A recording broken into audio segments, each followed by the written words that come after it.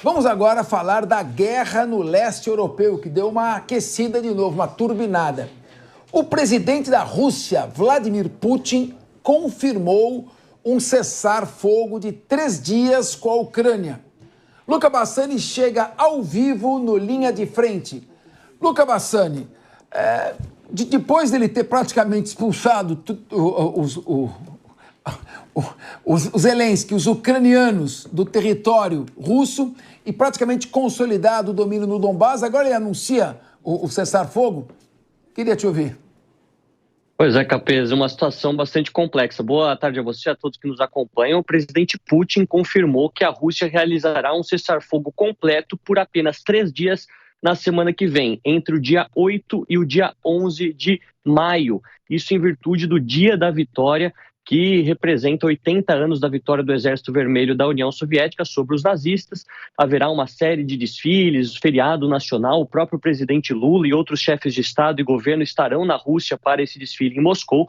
E por conta dos ucranianos e outros países da União Soviética terem feito parte desta vitória, o presidente mostra um gesto de boa-fé, se assim podemos dizer, evitando ataques na Ucrânia. Mas ele deixou claro que caso neste período a Ucrânia ataque a Rússia ou até mesmo as suas bases, que o cessar-fogo será desfeito na mesma hora. É bom a gente dizer que durante estes 3 anos de guerra, cessar-fogo em relação à Páscoa, ao Natal, em outros momentos específicos, foram prometidos por ambos os lados, mas em grande parte destes momentos não foram cumpridos. Então, a gente tem que ficar esperando e ver o que isso de fato representará. Vale dizer que o presidente Volodymyr Zelensky e o presidente Donald Trump, depois daquele bate-boca no Salão Oval, fizeram as pazes, se assim podemos dizer, num lugar icônico, na Basílica de São Pedro, para discutir possibilidades para a paz. O presidente Zelensky disse que aquele encontro tem o potencial para ser algo histórico, mas não mencionou diretamente esta fala do presidente Putin de hoje de manhã sobre um cessar-fogo no dia da vitória.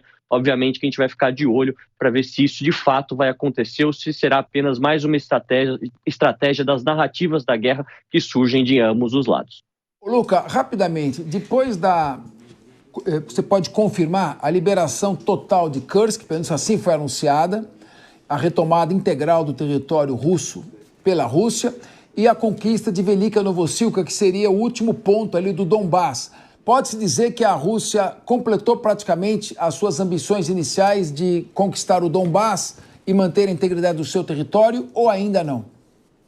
Olha, em relação à liberação do território russo, sim, foi confirmado por ambos os lados que as forças ucranianas, que desde agosto do ano passado dominavam partes do território em Kursk, foram expulsas e a Rússia conseguiu recuperar todas as suas terras nesta região. Em relação ao Donbás, Lugansk totalmente controlado pela Rússia, enquanto que Donetsk, falta ainda algumas cidades como Kramatorsk, outras cidades grandes ainda não foram conquistadas. Mas o momento, quando a gente olha no ponto de vista militar e estratégico, está do lado dos russos. Por mais que ainda faltem cidades importantes, a gente vê um avanço considerável dos russos mês após mês e não uma recuperação ucraniana. Então a gente pode dizer que, de acordo com os seus objetivos iniciais, a Rússia está mais perto daquilo que almejava do que a Ucrânia.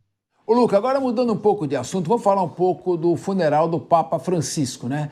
Você esteve no Vaticano. Qual é a expectativa aí? Como é que está a expectativa para o conclave? Quando que pode se definir? Se tem algum favorito? Qual a sua avaliação? O que você sentiu daí?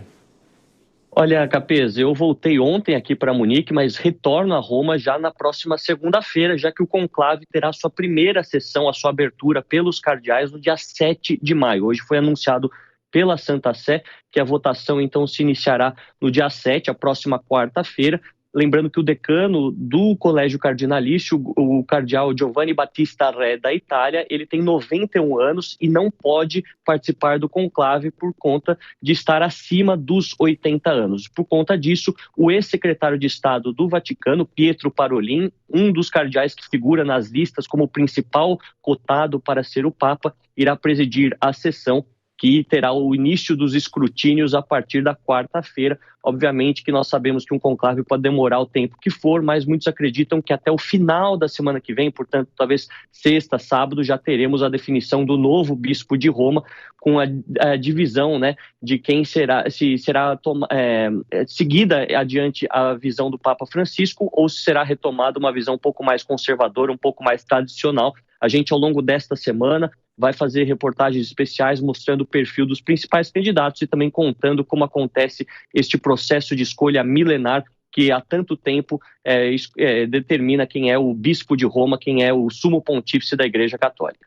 Luca, eu não sei se tem relação aí com a guerra da Ucrânia, a destruição dos gasodutos Nord Stream, ou seja, da falta de abastecimento de gás natural aí na Europa, mas teve um apagão aí, teve um blackout, qual a relação? Já tem alguma explicação? Qual a extensão e qual a origem desse blackout, desse apagão aí na Europa?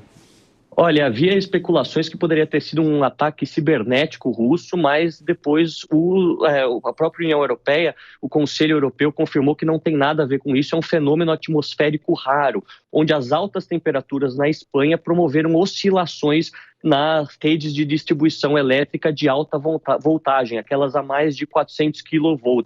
Isso atingiu a Espanha e também Portugal, que depende também da distribuição daquilo que vem a partir do seu vizinho. Então, a Península Ibérica ainda sofre com instabilidades, muitos metrôs, ônibus não funcionando, aeroportos também fechados e até mesmo o sistema de pagamento não está funcionando. Eu, inclusive, tenho familiares em Portugal, eles ainda estão sem luz há mais de 7 horas. O governo de Portugal e da Espanha dizem que já estão fazendo com que gradativamente isso possa ser retomado, mas acreditam que só durante a madrugada tudo poderá voltar ao normal, uma situação bastante difícil, mas como eu disse, segundo os próprios europeus, não há nenhuma relação com a guerra da Ucrânia, é um fenômeno climático, um fenômeno que tem a ver com a nossa atmosfera e, portanto, atingiu essa região específica da Península Ibérica.